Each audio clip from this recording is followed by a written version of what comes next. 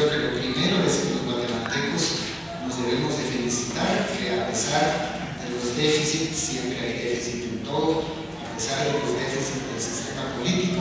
a pesar de muchos descontentos que afloran a veces y tal, no cabe duda, y estas elecciones lo muestran de nuevo, que la democracia electoral se ha consolidado en nuestro país. Ya hace 4 años tuvimos un 61% de participación en la primera vuelta, que según estudios que se han hecho,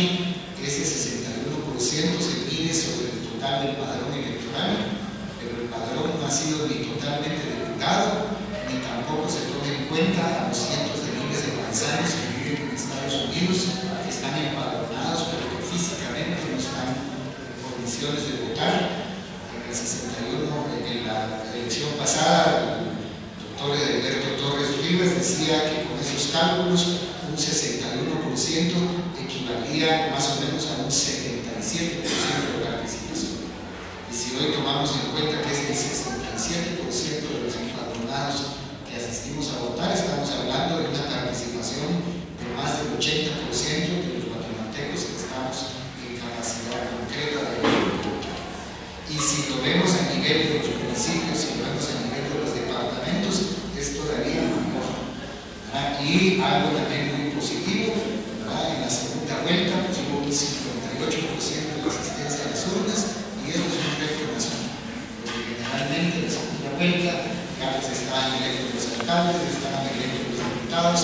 mucha gente no se interesaba en ir a las urnas, pero ahora esa tendencia se revirtió, ya se había venido, digamos, modificando, y tuvimos un 58% de participación. Y no es solamente el número, sino que, y esos son los estudios que hay que hacer más detenidamente, ya tendremos tiempo de ir viendo los datos, pero también se confirma que la práctica del voto incluye cada vez más a la población que antes o estaba ajena o participaba de manera marginal. Es notorio, por ejemplo, el incremento del voto rural en los municipios, sobre todo en los 13 departamentos de mayoría maya. Los porcentajes incluso superan el 90% de participación, 87, 88, es decir, algo que no ocurría en el pasado. De nueva cuenta, seguramente el incremento en el voto femenino también será notable en este nuevo ejercicio. En las elecciones pasadas se incrementó un 10% el voto de las mujeres, y esto no es simplemente votar, estamos viviendo un periodo caracterizado no solo en Guatemala, a nivel mundial, por el creciente protagonismo de las mujeres, un protagonismo que tiene bases muy profundas, entre otras tiene una base tecnológica. Hoy en día prácticamente la tecnología ha eliminado la importancia de la fuerza física en el trabajo, durante milenios fue un factor de subordinación de la población femenina. Hoy prácticamente la tecnología la ha hecho desaparecer, incluso los empleos fabriles están absolutamente al acceso de las mujeres, manejando computadoras y en fin, esa tecnología que ustedes conocen mucho mejor que yo. Y el protagonismo de los pueblos indígenas de Guatemala es sin duda un parteaguas decisivo en la historia de nuestro país, que se refleja en muchísimos aspectos que ameritarían una exposición solo de ese tema, pero aquí destaquemos que en las elecciones pasadas, en los 13 departamentos de mayoría maya, fue 10% más alto el promedio de participación en el conjunto del país, y no cabe duda que en esta elección ese fenómeno se va a repetir y muy posiblemente a incrementarse. De tal manera pues que efectivamente los guatemaltecos nos hemos ido involucrando en una democracia electoral. Le falta mucho por desarrollarse, pero yo siempre digo, cuando uno mira las cosas desde el punto de vista de lo que uno quisiera que fuera, siempre tiene una visión pesimista. Pero cuando uno voltea para atrás y piensa de dónde venimos, de dónde fue que comenzamos, cómo era antes, entonces uno puede medir las grandes transformaciones que se han ido dando en Guatemala, aunque no sea ni mucho menos la Guatemala que quisiéramos, y no es la Guatemala con todos los requisitos de fin, pero tenemos que tomar nota porque es muy importante, digamos, que tengamos una visión de confianza en nuestro país, y de optimismo, que no quiere decir complacencia, es optimismo, incluso se necesita para luchar, para transformar Se habla mucho que la representatividad del sistema político sigue siendo deficiente. En efecto, cuando se hace una encuesta, los ciudadanos señalan, por ejemplo, en un trabajo que hicimos con la Fundación Soros, se le preguntaba a las personas sobre el sistema político, las personas que tenían una opinión muy desfavorable al principio, digamos cuando faltaba un año para las elecciones, pero paulatinamente fue mejorando, decían que había que transformar el sistema de partidos políticos en tres aspectos fundamentales. Primero, decían que los partidos fueran representativos de la población y no solamente de grupos de interés. Segundo, decían que los partidos políticos trabajaran todo el tiempo y no solo para las elecciones. Y tercero, que tiene que ver con esto que estamos hablando, que los partidos políticos fueran democráticos en la elección de sus candidatos, porque si no, a mí me llamó la atención cómo se repetía esta frase, decía la gente, porque si no, nosotros votamos, pero no elegimos. No cabe duda que nuestra democracia tiene un déficit grande de representatividad, a pesar de lo cual el porcentaje de votos nulos y votos en blanco fue muy reducido en estas elecciones. Acá en el momento la población, aunque no esté el candidato de sus sueños, digamos, sabe perfectamente, de todas maneras hay que votar, que no todo es igual, en fin, hay las diferentes preferencias y tenemos también pues ese elemento. Hay también factores de más fondos, si ustedes quieren, o de más raíz que es importante observar. Y es que Guatemala ha recibido diversos, digamos, calificativos a lo largo del tiempo, no necesariamente calificativos, expresión, digamos, de una realidad, y se habla mucho de la República Unitaria, es decir, un país dominado por una pequeña élite, sobre todo una élite muy poderosa económicamente. Hoy, pues, el sistema político, como digo, no se da con todas las características que quisiéramos, pero por segunda vez, en las elecciones pasadas fue la primera, prácticamente la élite económica tradicional de Guatemala no contó ni con candidato propio, ni con un partido que realmente esté, digamos, que sea un reflejo directo de los puntos de vista o de sus intereses. No lo digo porque sea, digamos, como algo negativo con respecto a esa élite económica, sino porque hay también una tendencia a que el sistema político vaya adquiriendo, digamos, una autonomía cada vez mayor con relación a las fuentes tradicionales de poder. Ahí en ese aspecto quisiera evocar, porque el ingeniero Díaz mencionó del Consejo Económico y Social, esta tendencia del sistema político de tomar sus decisiones sin estar atado a lo que determinados grupos dicen o plantean, es positiva, pero también hay que tener cuidado de que las resoluciones políticas no solo sean fruto de un diálogo político, sino también de una interlocución con la sociedad. Y para eso hay que ordenar esa interlocución. Entonces, esto del Consejo Económico y Social, que no pretende ni mucho menos ser el único interlocutor,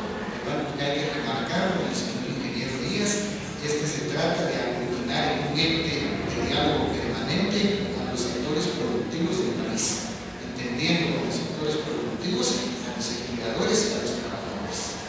Se mencionó a los empresarios y a los sindicatos, también el movimiento cooperativo ha formado parte de este proceso, se ha reincorporado de nuevo al proceso para constituir el Consejo Económico y Social, también tendrán su espacio las organizaciones campesinas debidamente constituidas. La ley constitutiva del Congreso ya está en el Congreso de la República, ya ha recibido el dictamen favorable de la Comisión de Economía, ya pasó la primera lectura y ahora estamos empujando para que esta legislatura sea aprobada y a partir de enero del año entrante esté debidamente instituida, y de esa manera, digo, no la única, analicemos una relación mucho más directa y mucho más fructífera, en este caso entre los sectores productivos y el poder político, especialmente el Ejecutivo y el Congreso de la República. Pasando a otro punto también relacionado con lo electoral, yo creo, y aquí que mejor para plantearlo, que un análisis minucioso de las elecciones nos aportaría mucha luz para para comprender ciertos fenómenos en Guatemala. Hablábamos, por ejemplo, de cómo fue la votación, por ejemplo, aquí en Quetzaltenango, en otros departamentos del altiplano. Los dos partidos que pasaron a la segunda vuelta pues tuvieron más o menos una proporción equivalente a la general. De los departamentos del altiplano, como Totonicapán, como Quiché, como Huehuetenango, ganó líder con una ventaja muy grande sobre el Partido Patriota, pero yo les invitaría, sobre todo a quienes estudian ciencias políticas o sociología o lo que fuere, a hacer un análisis a nivel de los municipios, especialmente de los sectores de mayor pobreza y de los sectores que han estado en una situación de marginación y de injusticia y que no terminan de salir de ahí. Porque yo creo que ahí, digamos, se ha ido perfilando lo que uno podría llamar una especie de voto contestatario, donde la gente sobre todo trata de identificar quién de los candidatos es ajeno al sistema, para llamarlo de alguna manera. Yo he tenido mucha experiencia en los últimos meses visitando municipios, tratando de intervenir en la resolución de conflictos, y me he dado cuenta cómo, sobre todo en estas áreas, prácticamente hay un virtual estado de rebelión comunitaria. Hay una tendencia fuerte entre esta población marginada que no quisiera la presencia del Estado. Digamos, es un problema de elegir o no elegir. Claro que si la presencia del Estado es para construir una carretera, para construir un camino, pues perdón, lo mismo, un hospital y tal, pues bienvenida sea, pero mucho de lo que a nivel nacional vemos como la Constitución vigente, con sus lados positivos, pero también los dejó entrampados en una serie de temas, y uno de ellos fundamental, la administración de justicia, que realmente es muy fuerte la tendencia de decir la justicia por otro lado. Como lo sabemos perfectamente, si aquí viene la justicia formal, lo que va a pasar es que va a entrampar todavía mucho más. Y así hay una serie de tendencias de decir, no, mejor aquí nosotros nos administramos solitos. Hay una exacerbación de lo local en muchos municipios. Son cosas que tenemos que analizar para equilibrar, porque pues, suena muy bonito cuando dice, bueno, el poder local que se debe contraponer al poder nacional, pero yo siempre pregunto, ¿a cuál poder nacional? Si lo que tenemos es un Estado muy débil, un Estado frágil, un Estado que ha ido perdiendo incluso su capacidad de imponer el cumplimiento de la ley, que es la función fundamental del Estado. Entonces, ese voto contestatario que yo le llamaría, más allá de cómo fue la campaña y de cómo ocurrió toda esta traslación de votos entre el electorado, que sin duda tenía doña Sandra, en fin, y que no se le ha permitido participar y todos esos fenómenos, pero yo creo que hay un elemento más profundo, que es una parte de la población guatemalteca que debido a su situación de marginalidad, de tanta injusticia que ha sufrido, del temor que tiene ya frente a la intervención de las autoridades, trata de identificar quién es el que es ajeno a un sistema que no le parece. No estoy diciendo que no tenga claro cuál es el que le parece, que no es una cuestión en términos de si capitalismo o socialismo, eso ya no son las disyuntivas de la época, sino realmente la valoración sobre lo que el Estado significa, lo que significa el sometimiento a la ley y otros factores de esa naturaleza. Entonces, pasando al tema de las perspectivas. Miren, yo creo que en Guatemala tenemos una situación en la cual lo primero que deberíamos esperar del nuevo gobierno